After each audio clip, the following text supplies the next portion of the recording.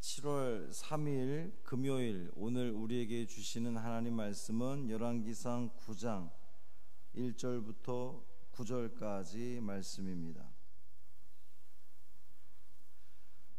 구약 성경 528조 열왕기상 9장 1절부터 9절까지 말씀입니다.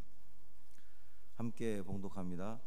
솔로몬이 여호와의 성전과 왕궁 건축하기를 마치며 자기가 이루기를 원하던 모든 것을 마친 때에 여호와께서 전에 기브온에서 나타나심 같이 다시 솔로몬에게 나타나사 여호와께서 그에게 이르시되 내 기도와 내가 내 앞에서 간구한 바를 내가 들었은즉 나는 네가 건축한 이 성전을 거룩하게 구별하여 내 이름을 영원히 그곳에 두며 내 눈길과 내 마음이 항상 거기에 있으리니 내가 만일 내 아버지 다윗이 행함같이 마음을 온전히 하고 바르게 하여 내 앞에서 행하며 내가 내게 명령한 대로 온갖 일에 순종하여 내 법도와 율례를 지키면 내가 내 아버지 다윗에게 말하기를 이스라엘의 왕위에 오를 사람이 내게서 끊어지지 아니하리라 한 대로 내 이스라엘의 왕위를 영원히 견고하게 하려니와 만일 너희나 너희의 자손이 아주 돌아서서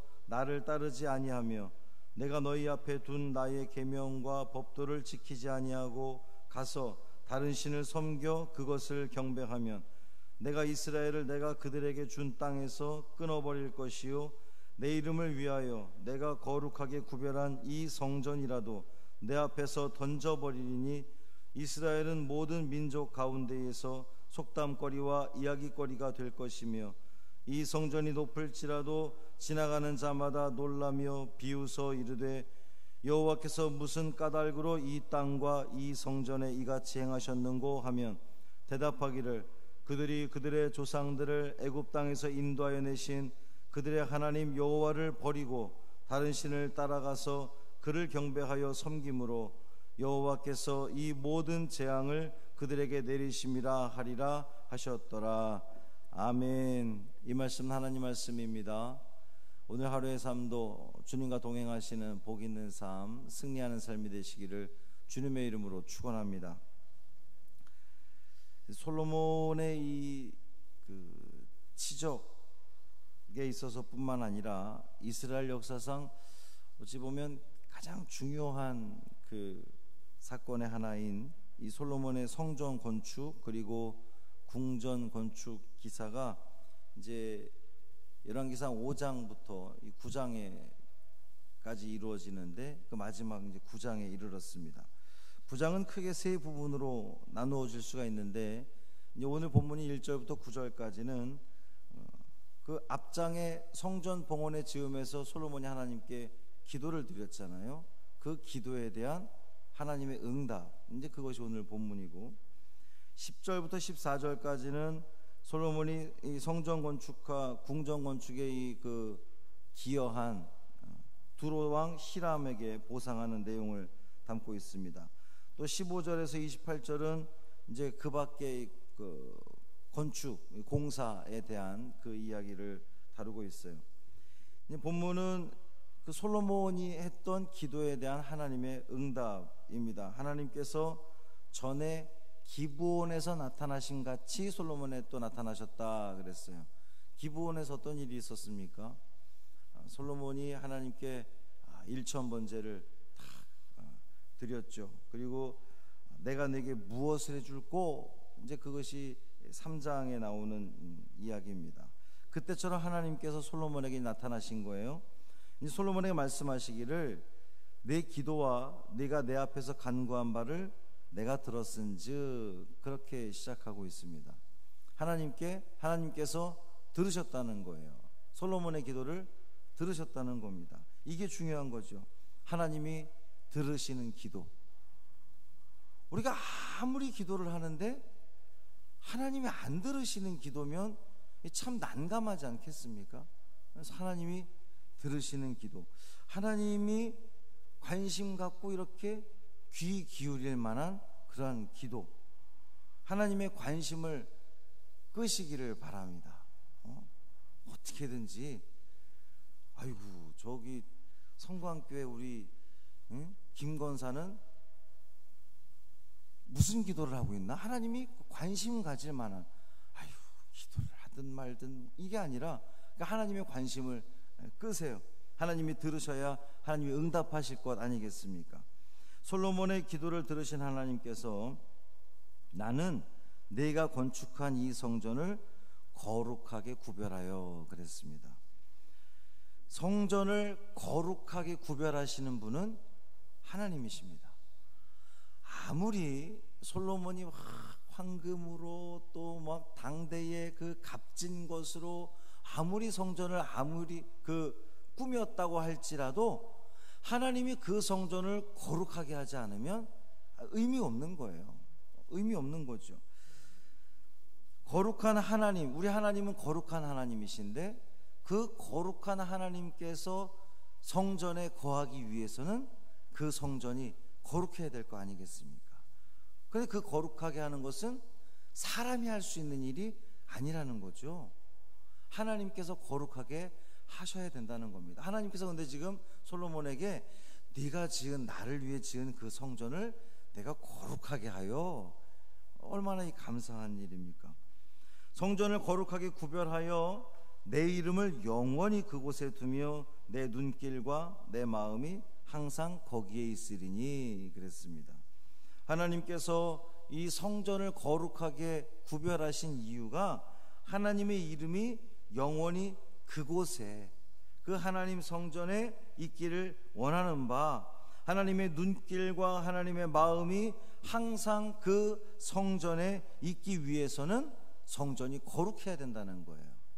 하나님의 마음이 그곳에 있기 위해서는 거룩해야 된다는 거죠. 이 성광교회 이 성전이 정말 하나님의 마음이 있고 하나님의 눈길과 하나님의 그 모든 것들이 있기 위해서는 하나님이 거룩하니까 이 성전이 거룩해져야 되는데 그건 우리가 할 수 있는 일이 아니라는 거죠. 하나님께서 거룩하게 하셔야 된다는 겁니다. 하나님이 거하기 위해서 하나님께서 성전을 거룩하게 하시고 영원히 그곳에 있기를 원하시는데 무조건 조건 없이 성전에 계시지 않겠다고 지금 말씀하고 계십니다. 인간이, 솔로몬이 막 금으로 또 당대 귀한 곳으로 성전을 건축해 놓고, 자 이쯤 되면 하나님 계실만 하죠. 와서 오세요, 계세요. 그러면 하나님이 오시나요? 그렇지 않다는 겁니다. 조건을 다셨어요. 4절에 보면 만일 내 아버지 다윗이 행함같이 마음을 온전히 하고 바르게 하여 내 앞에서 행하며 내가 내게 명령한 대로 온갖 일에 순종하여 내 법도와 율례를 지키면, 이 조건을 다셨습니다. 하나님이 제시한 조건을 잘 지키면 복을 주시겠다는 거고, 반대로 그 조건에 부합하지 않으면 멸망하게 될 거라고 하는 그러한 응답이십니다. 하나님께서 말씀하신 조건이 뭐예요? 마음을 온전히 하고 바르게 하여 하나님 앞에서 행하고 하나님 명령한 대로 온갖 일에 순종하고 법도와 율례를 지키고, 뭐 이렇게 쭉 여러 가지를 얘기했지만 우리 단 한마디로 정의할 수 있죠. 주님 말씀대로 살아간다면, 이렇게 볼 수가 있습니다. 이것은 솔로몬의 아버지 다윗이 그렇게 했다는 거예요. 내 아버지 다윗처럼 말씀대로 말씀 안에 거하려고 한다면 어떤 복을 주십니까? 내가 내 아버지 다윗에게 말하기를 이스라엘의 왕위에 오를 사람이 내게서 끊어지지 아니하리라. 그렇게 한 대로 내 이스라엘의 왕위를 영원히 견고하게 하리라 그랬습니다. 왕의 입장에서 부족한 게 뭐가 있습니까? 부족한 게 없잖아요. 뭐 모자랄 것이 뭐가 있겠습니까? 누리지 못할 게 뭐가 있어요? 그런데 중요한 거는 이 왕위가 계속돼야 그것을 누릴 거 아닙니까?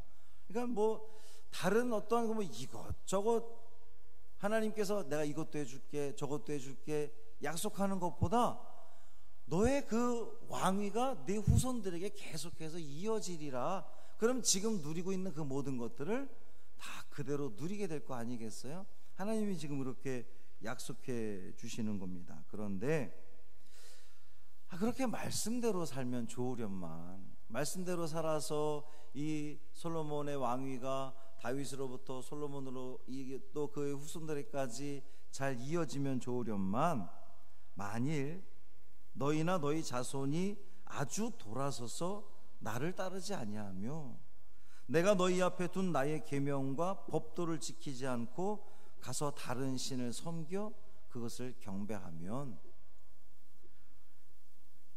배은망덕이죠. 하나님께서 다윗에게 또 솔로몬에게 그 베풀어 주신 은혜가 있는데 하나님으로부터 아주 그냥 돌아선다면, 하나님을 따르지 않는다면, 말씀대로 살지 않는다면, 다른 신들을 섬긴다면 어떻게 되겠습니까? 내가 이스라엘을 내가 그들에게 준 땅에서 끊어버릴 것이요. 민족이 끊어진다는 겁니다. 나라가 망한다는 거예요. 내 이름을 위하여 내가 거룩하게 구별한 이 성전이라도 이제 분명히 앞에서 이 성전을 거룩하게 하리라 말씀하셨는데, 그렇게 내가 거룩하게 했다 할지라도 내 앞에서 던져지리니, 무슨 말입니까? 성전이 파괴된다는 것을 의미합니다. 이스라엘은 모든 민족 가운데에서 속담거리와 이야기거리가 될 것이며 그랬어요. 다른 사람들의 조롱거리가 될 것이다 라고 하는 겁니다. 포로로 잡혀감으로 나라 잃은 서름, 그리고 그렇게 그들이 포로로 잡혀갈 때에는 하나님의 징계, 하나님의 심판이라는 거예요. 하나님을 떠났기 때문에, 하나님의 은혜를 저버렸기 때문에, 스스로 돌아섰기 때문에, 완전히 돌아섰기 때문에, 하나님의 계명을 지키지 않았기 때문에 하나님이 심판하시겠다는 겁니다. 지금 이 열왕기서의 이 저자는 하나님의 그 응답을 조건에 대한 이스라엘의 반응에 따라 이것이 복이 될 수도 있고 이것이 심판이 될 수도 있다라고 말하고 있긴 한데, 사실 이 지금 열왕기서가 쓰여진 시기가 언제라 그랬어요? 포로기에 쓰여졌다고 제가 말씀을 드렸죠. 이 바벨론 포로기, 그리고 바사 페르시아 포로기에 이게 쓰여진 겁니다.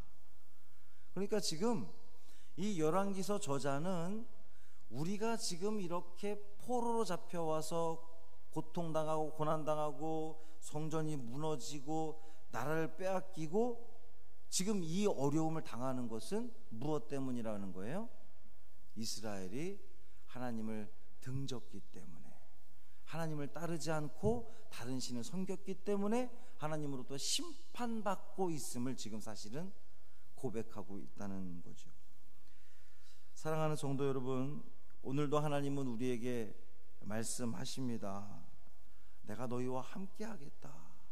너희의 이 성전을 거룩하게 하겠다. 조건이 있어요.